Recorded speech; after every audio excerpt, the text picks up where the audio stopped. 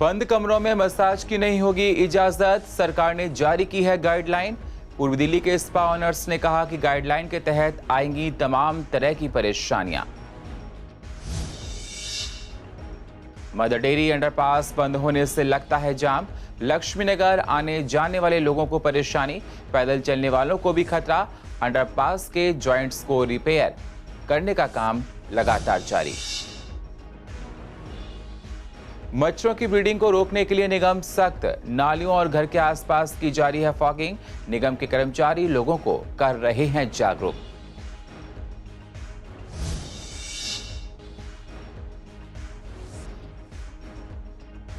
स्वामी दयानंद अस्पताल की दीवारों पर वर्टिकल गार्डन अनदेखी का शिकार।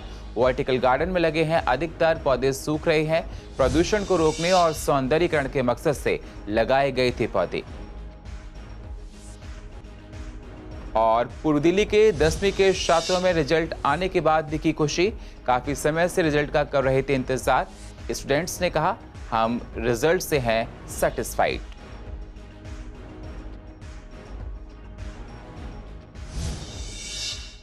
नमस्कार, स्वागत है आप सभी का CCN में और आप देख रहे हैं पूर्व दिल्ली खास।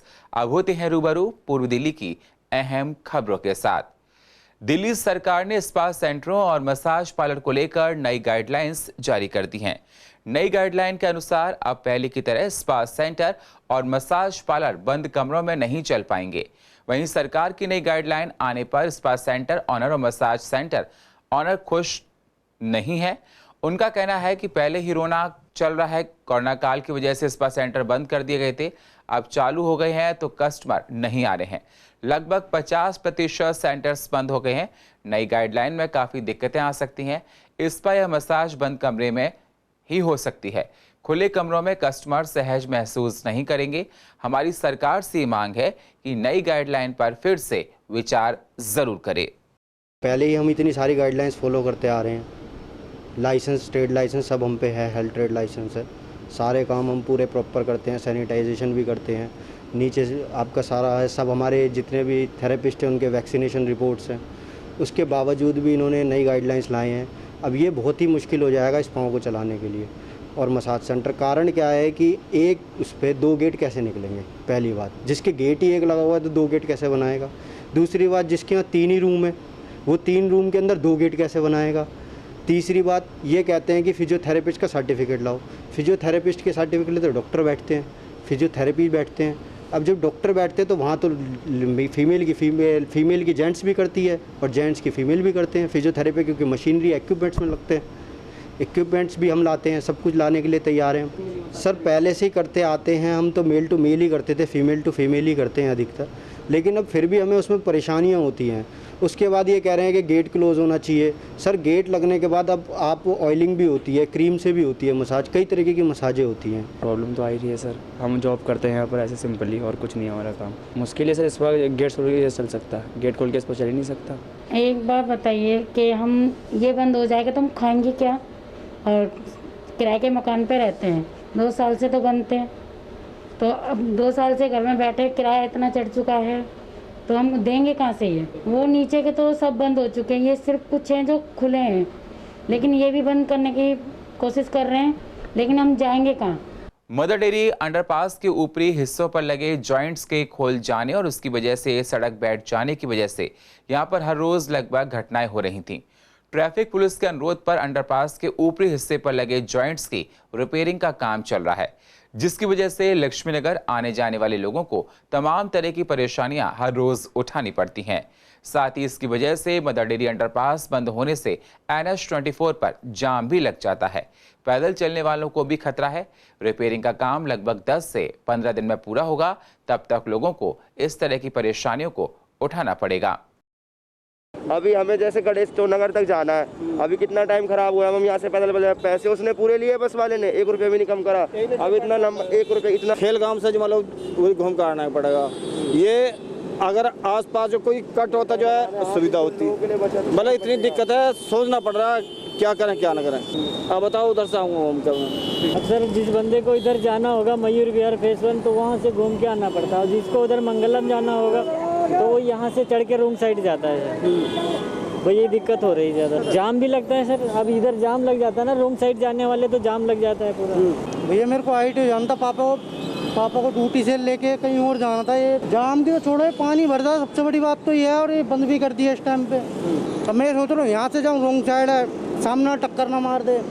यहाँ से जाऊँगा लंबा पड़ेगा, ये हाईवे तो है लेकिन ये रोंग साइड पड़ेगी ना, यहाँ टक्कर लगी तो बहुत दिक्कत हो जाएगी। रिपेयरिंग के लिए मशीन लगी ऊपर, ठीक है, एक इधर का हो गया, एक इधर का हो गया, इस वजह से किसी को दिक्कत ना हो, कुछ दिक्कत हो जाए वो हो जाए, ठीक है।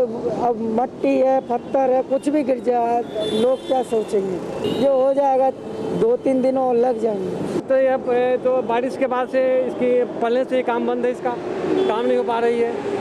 पता नहीं सरकार क्या कर रही है, पता नहीं चल रही है। हमें जाना है पांडव नगर से, जाना था यहाँ कुड़िया बाट जाना है, कुड़िया बाट में। अब बताओ कि हमें 10 रुपये मिलते हैं, ऊपर घुस जाऊँगा, आधा घंटा लग जाएगा। कल वहाँ पर टक्कर लगी थी गाड़ी से आगे, हाँ, ऐसे एक्सीडेंट होने की नौबत आ गई थी। बहुत दिक्कत हो रही है अभी तो, बहुत दिक्कत हो रही है। इधर से घूम के जाना पड़ता है। रिक्शे भी घर के पास से मिल जाते थे पहले, अब रिक्शे भी दूर से उधर घूम के जाओ, जब जाके रिक्शे मिलते हैं, रिक्शे वाले भी नहीं आ पाते उधर की तरफ। एक्सीडेंट बहुत होते हैं सर, बहुत होते हैं एक्सीडेंट।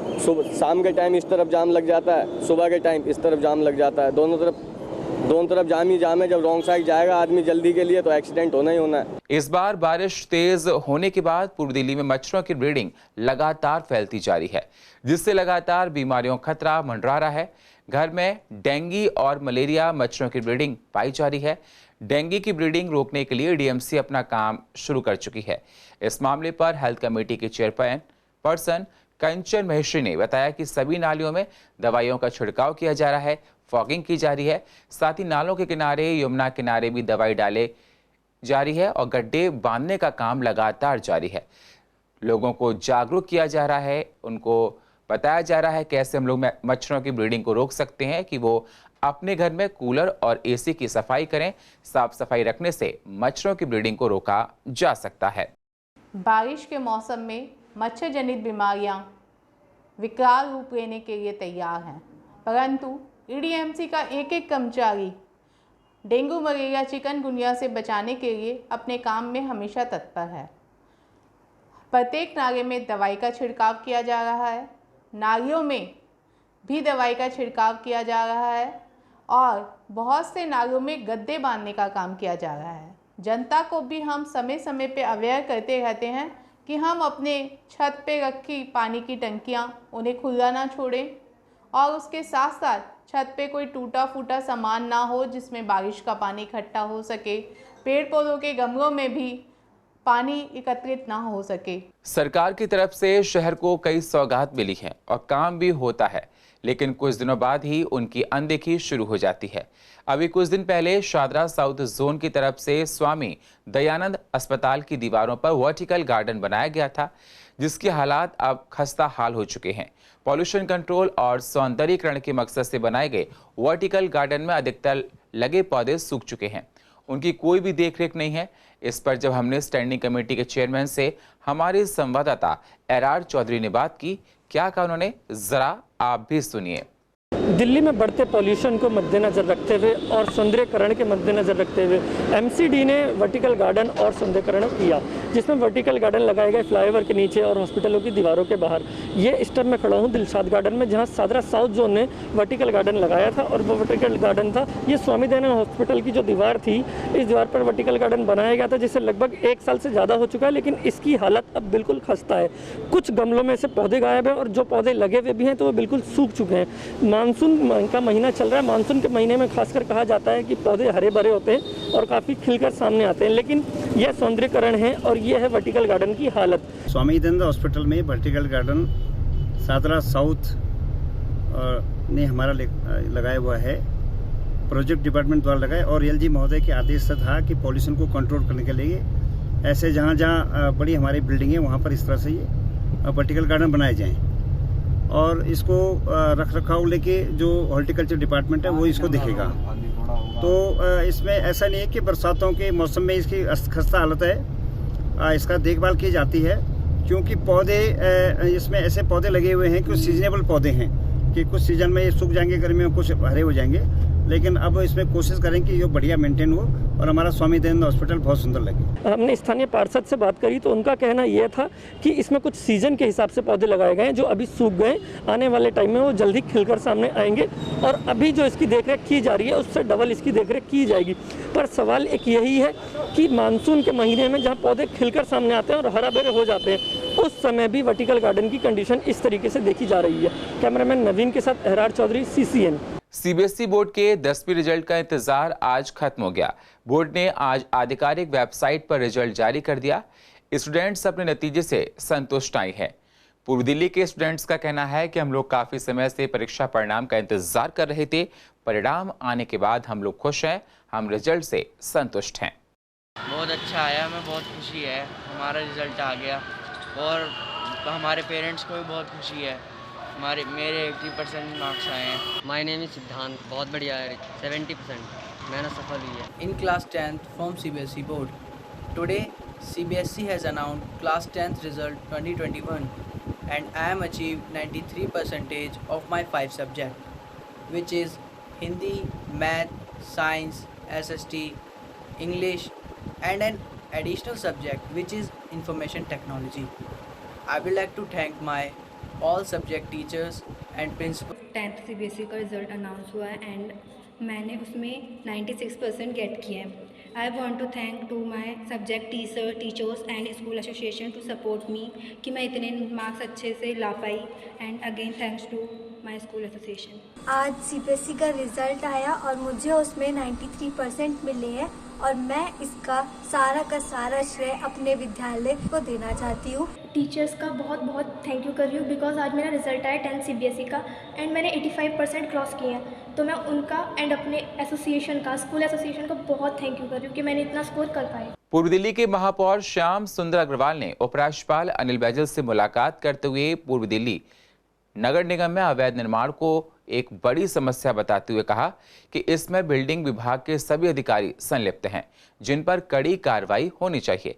इस मामले पर उपराज्यपाल ने आश्वासन देते हुए महापौर श्याम सुंदर अग्रवाल से कहा कि मकानों को नियमित करने पर विचार किया जाए। महापौर से ज्यादा बातचीत की हमारी संवाददाता वंदना कश्यप कैंथ ने। पूर्वी दिल्ली नगर निगम के महापौर ने उपराज्यपाल से मुलाकात कर निगम के विषय में कुछ बातचीत की है और इसके साथ ही उन्होंने निगम के अधिकारियों की पोल भी वहां पर खोली है। ऐसे में आगे की जानकारी लेते हैं और जानते हैं किन मुद्दों पर वहां चर्चा हुई है। हमने उनसे बात की मास्टर प्लान 2041 जो बनने वाला है। हमने उनको कहा कि जो नक्शा पास होता है वो चाहे 10 गज का प्लॉट हो चाहे 20 गज का प्लॉट, नक्शा पास होना चाहिए, क्योंकि मकान तो बनने हैं, दुकानें बननी है। हम नक्शा पास नहीं करते, वो अवैध निर्माण होता है। अवैध निर्माण से पैसा अधिकारियों की जेब में जाता है, निगम को कुछ मिलता नहीं है।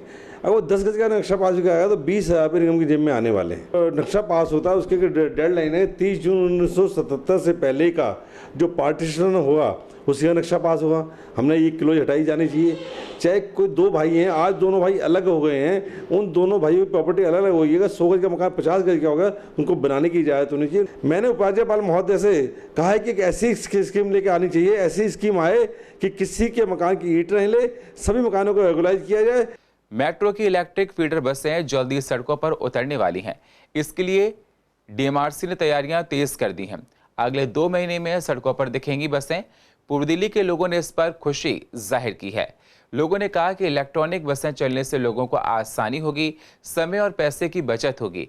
सभी ई-रिक्शा जो भी लोग लेकर जाते हैं एक जगह से दूसरी जगह तक, उसका पैसा बचेगा और साथ ही टाइम भी बचेगा और दूर दूर तक लोग पैदल अब नहीं चलेंगे। लोगों ने इस पर खुशी जाहिर की है।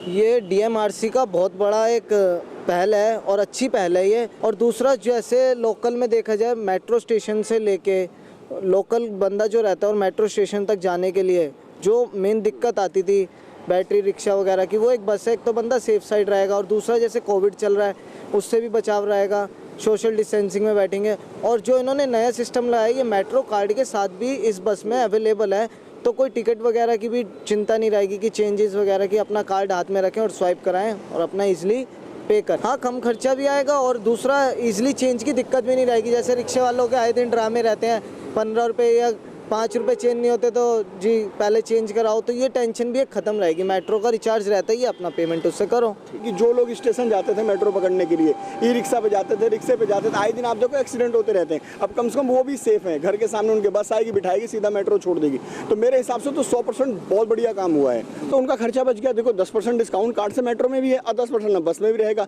मान लो अगर किराया 50 रुपये तो 5 रुपये बचेगा, आने जाने के 10 रुपये बचेंगे। इसके हिसाब से तो बहुत पैसे बच जाएंगे। पहले भी मेट्रो की फीडर बसें चलती थी, जब दिल्ली मेट्रो चालू हुई थी तब भी बसें चलती थी, उस समय भी बहुत सेफ था। और आज भी मेट्रो दोबारा जो बस चलाई है ना, इससे बढ़िया काम, इससे बढ़िया सेफ कुछ है ही नहीं। आप आरटीबी या जो भी है, इनसे सबसे बढ़िया ही है। जीएसटी संशोधन विधेयक पारित होने के बाद उप मुख्यमंत्री मनीष सिसोदिया ने कहा कि नए कानून के तहत व्यापारियों को अनेक फॉर्म भरने से मुक्ति मिलेगी। इससे उनकी टैक्स आमदनी आसान होगी और इसमें ज्यादा समय भी नहीं लगेगा। लेकिन उनकी इस बात से व्यापारी सहमत नहीं दिखाई दिए हैं। व्यापारियों का कहना है कि जीएसटी संशोधन विधेयक तो पारित हो गया है, लेकिन इससे हम लोगों को ज्यादा राहत नहीं मिलेगी। सरकार को जीएसटी की दरों को कम करने की जरूरत है। हम लगातार इन मांगों को लेकर सरकार से मिल रहे हैं। सिर्फ 15 बातें मानी गई हैं, इससे छोटे व्यापारियों को ज्यादा राहत नहीं मिलेगी। जैसा कि अभी पिछले लास्ट वीक जो विधानसभा में हमने 15 व्यापारियों के और डिप्टी सीएम मनीष सिसोदिया जी के जो हम मिले थे, उसमें 15 बातों पे सहमति उन्होंने जताई थी, परंतु अब उस पर वो कितना कुछ कर पाएंगे उसके लिए अब हमारे पास कोई खबर नहीं है। परंतु उन्होंने माना था इन चीज़ों को। उसमें से जैसे अब इन्होंने 8% टैक्स कम किया है, 8 रुपये डीजल पे, तो व्यापारी को, जनता को महंगाई पे इसका तो असर आएगा ही आएगा। दूसरा, जो हर साल हमें रिटर्न ऑडिट करानी पड़ती थी जीएसटी की, इन्होंने उसमें भी छूट दी है, तो उससे व्यापारी को एक मानसिक और आर्थिक जो बोझ पड़ता था उससे भी उसको रिलीफ मिलेगा। और जैसा कि हम आपके चैनल के माध्यम से या लिखित रूप में मांगते रहे हैं, जैसे कि कपड़े पे पहले एक ही साइड में मील पे टैक्स लगता था, उससे व्यापारी बड़ा रिलीफ महसूस करता था। अभी भी हम कहते हैं कपड़े से टैक्स हटा के टैक्स मील पे ही लगना चाहिए, एक ही बार टैक्स लगना चाहिए। बार बार मैं पब्लिक से टैक्स लेता हूँ, गवर्नमेंट को देता हूँ, या अपने जिससे मैं माल खरीदता हूँ उसे टैक्स देता हूँ। तो ये दोहरी प्रणाली से बार बार लिखा जोखा, व्यापारी अब इतना पढ़ा लिखा नहीं है। आस्ता आस्ता जैसे जैसे बच्चे पढ़ लिख के व्यापार में आते जा रहे हैं, उन लोगों को थोड़ी दिक्कतें कम होती रहती। हिंदू वाहिनी संगठन ने कहा कि पटपड़गंज रोड पर बनी मजार को शिफ्ट नहीं किया गया तो हम इसको लेकर कोर्ट के पास फिर जाएंगे। हिंदू वाहिनी के लोगों का कहना है कि 2018 में इस मजार को हटाने का माननीय कोर्ट ने ऑर्डर दिया था, लेकिन दिल्ली सरकार ने अभी तक कोई भी कदम नहीं उठाया है। मजार रोड पर बनी है, इसको यहां से कहीं और शिफ्ट कर दिया जाए। वहीं संगठन के लोगों ने शनि मंदिर के बाहर हनुमान चालीसा का पाठ किया और कहा कि हम शांतिपूर्वक ऐसे ही सरकार को जगाते रहेंगे। ये एक पटपड़गंज में मजार है, उस मजार को तोड़ने की अनुमति दी गई थी हाईकोर्ट के आदेश के द्वारा 3 साल पहले। अभी तक इस मजार को तोड़ा नहीं गया है। दिल्ली सरकार से हमारा ये प्रश्न है, हिंदू वाहिनी का, तमाम हिंदू संगठन का, कि ऐसा क्यों किया जा रहा है चीज़ें। इस विषय पे हम लोग एक साथ खड़े हुए हैं और इस विषय को सुलझाने के लिए हम आपस में एकता के साथ में सरकार से एक प्रश्न पूछना चाहते हैं। और पूर्व दिल्ली की अधिक जानकारी के लिए आप YouTube पर जाकर CCN को सब्सक्राइब करें और फ्रेश अपडेट लेते रहें। और फिलहाल पूर्व दिल्ली खास में इतना ही। बाकी खबरों के लिए आप बने रहिए CCN के साथ। तब तक के लिए नमस्कार।